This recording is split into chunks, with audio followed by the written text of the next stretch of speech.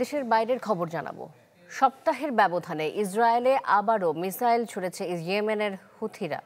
এতে তেল আবিবে আহত হয়েছেন কমপক্ষে 14 জন। এদিকে গাজায় দখলদারদের আক্রমণে প্রাণ গেছে আরও 77 ফিলিস্তিনের। দুদিন আগে মিসাইল ছুড়ে ইয়েমেনের সামরিক স্থাপনা গুড়িয়ে দেওয়ার দাবি করে আইডিএফ। তারই জবাবে এবার তেল আবিবে হামলা হুথিদের।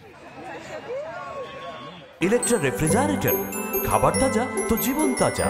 ইলেকট্রা, ফ্রিজের রাজা। বাসিন্দাদের সতর্ক করতে বাজানো হয় সাইরেন। তবে ইসরায়েলি শক্তিশালী আকাশ প্রতিরক্ষা ভেদ করে একটি পার্কে আঘাত হানে ব্যালিস্টিক মিসাইলটি। নিজেদের ব্যর্থতার কথা স্বীকার করেছে ইসরায়েলের বিমান বাহিনী। চলতি সপ্তাহে দ্বিতীয়বারের মতো তেল আবিব লক্ষ্য করে এমন হামলা ইয়েমেনের। লোহিত সাগরে ইরান সমর্থিত গোষ্ঠীটির তৎপরতা বৃদ্ধির পর থেকেই চলছে আইডিএফ হুথি পাল্টাপাল্টি হামলা। দখলদারদের চালানো গণহত্যায় গাজায় প্রাণ গেছে আরও বহু ফিলিস্তিনির। ধ্বংসস্তূপের নিচে অনেকে আটকা পড়ে আছে বলে জানিয়েছে গাজার স্বাস্থ্য মন্ত্রণালয়।